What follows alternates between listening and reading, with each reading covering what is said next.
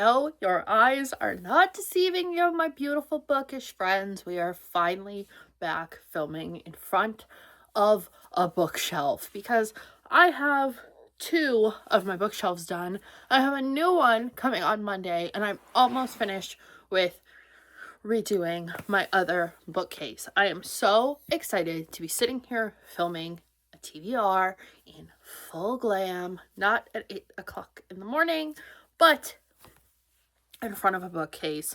So, it is officially February, which means it's time for February TBR, and I have not done a TBR in a very long time. So, we are going to talk about it today. I have decided that I'm going to do like a Valentine's Day reading challenge. Feel free to join me. It's going to be for the week leading up to Valentine's Day. It's going to be a week of romance-based challenges. But we will get into what the challenges are here in a little bit.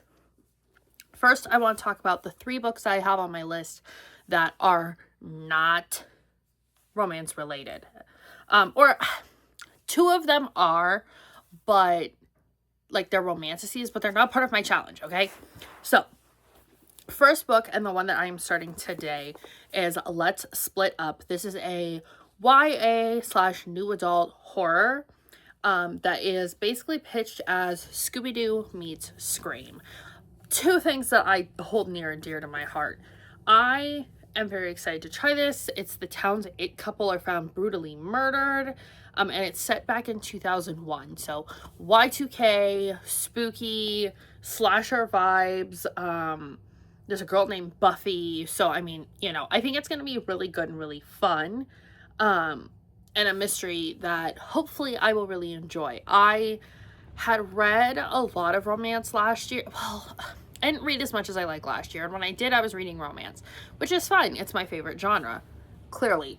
But I've been having the itch to read a lot of mystery, so I just got this one this year as well. So I'm trying to read all the books I buy this year.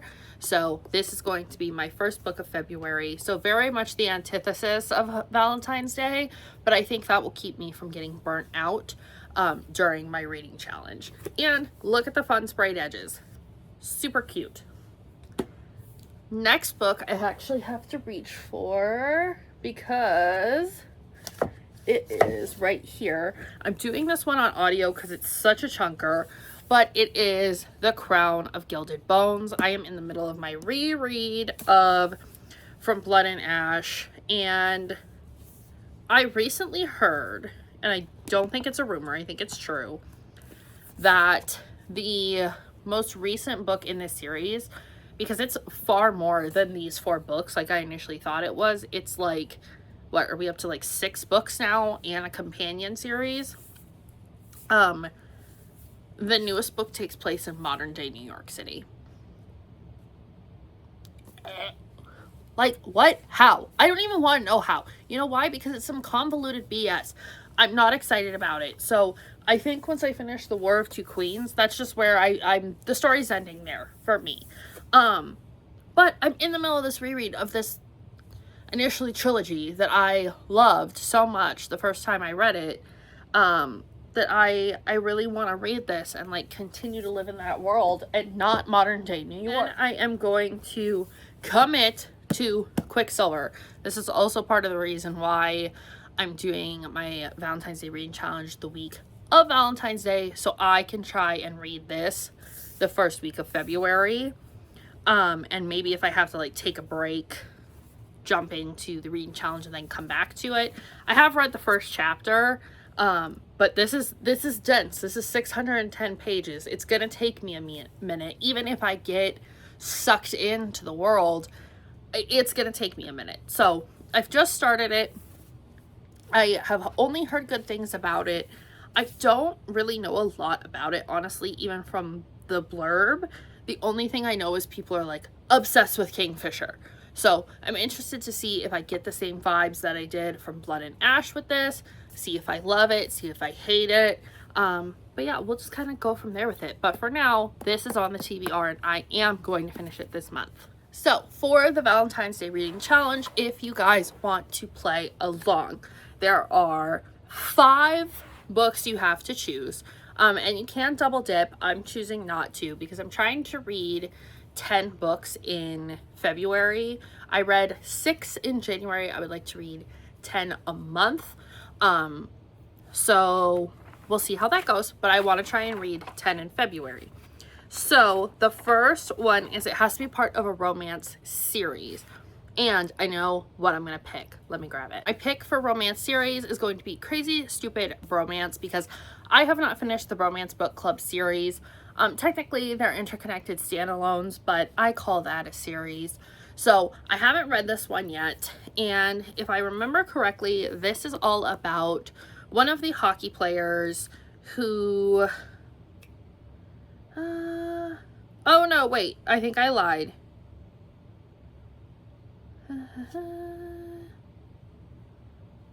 This is about Noah Logan. Okay, he's the computer guy. He's the computer guy from the Undercover Bromance and Romance Book Club. So he's kind of the recluse. He's kind of the guy that sits at home, but I know he reads sports romances. That's like his favorite genre within a genre. So this one is not incredibly long, and I think it will, like, once I'm back in this world, I'll get right back into it. The other ones, if you're not familiar, this is all about prominent men in, I can't remember where they live. I want to say it's Atlanta, but I don't think that's right. Who all have a book club where they read romance novels so they can woo the women in their life, whether it's trying to win their wife back, like in the first book, or it's trying to win over the, like, grumpy black cat kind of character.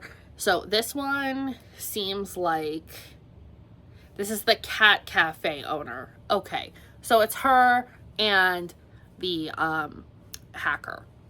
I think it'll be fun. These are all very lighthearted for the most part. There is like mention of the Me Too movement in these from some of the characters being involved in situations like that. So just be wary of trigger warnings, but they're nothing too heavy.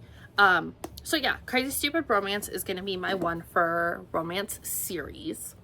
The next one is to read a romantasy. So yes, I could count Quicksilver, but I think I'm going to pick something else instead that is over here in my stack. This could also count as being in part of a series, but like I said, I'm picking one book for each challenge. It is Enchantra.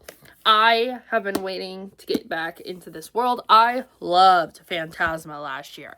It is dark. It was like very, obviously it's very smutty, but like the like blood raining down scene was crazy.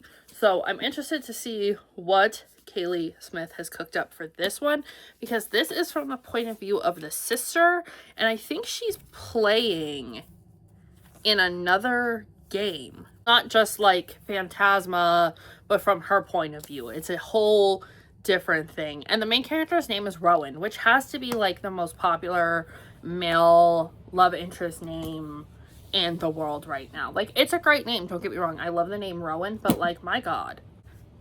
A book by your favorite romance author. This was a super easy pick for me because I think if you've been around watching the BookTube for a hot minute, you guys know my favorite romance author is Tessa Bailey, and I actually have yet to read My Killer Vacation, so I am picking this one. It is short, it is sweet, it is simple and to the point. It's less than 300 pages, which honestly I'm probably gonna need after reading Quicksilver. This is supposed to be a relaxing vacation, but this girl ends up finding a dead body in her rental house and getting involved with the private eye who has to like figure it all out. So it's a little bit of a mystery suspense romance. I think it's gonna be lighthearted and cute, and I can't wait to read it because to me, everything Tessa Bailey writes is good. The next one is read a romance over 400 pages. And I haven't confirmed this or not, so I'm going to check. I don't think this one is over 400 pages. No. The one time Anna Huang writes a under 400 page book in the King of Sin series. Let's see. Over 400 pages. Let's see if Flawless falls into that. $3.89. No.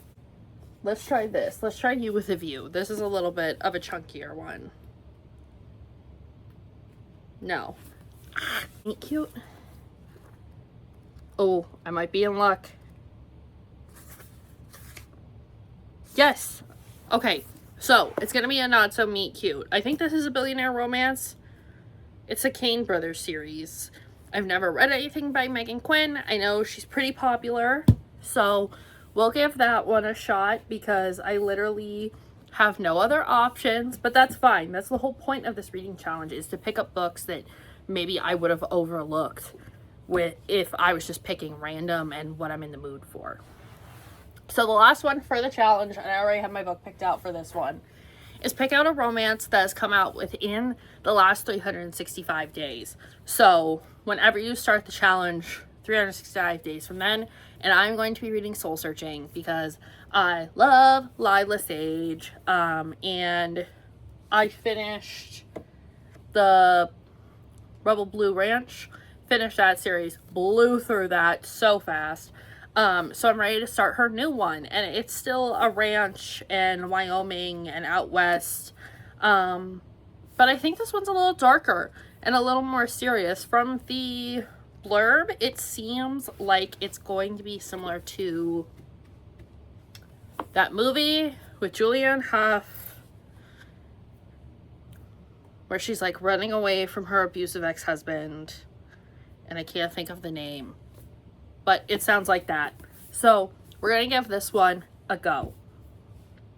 So that only puts me at 8 books for my TBR. I want to leave the last 2 up to chance in case I want to throw a comic book in there. Or in case I hear something about one of these books that I have and I'm like, oh, I got to read it right now. So yeah, that's about it for this month's TBR. It's a short month, so I have 28 days to do some reading. As of today, I have to start reading today if I want to meet my goal. So I hope you guys are meeting your reading goals thus far, and I will see you guys in the next one.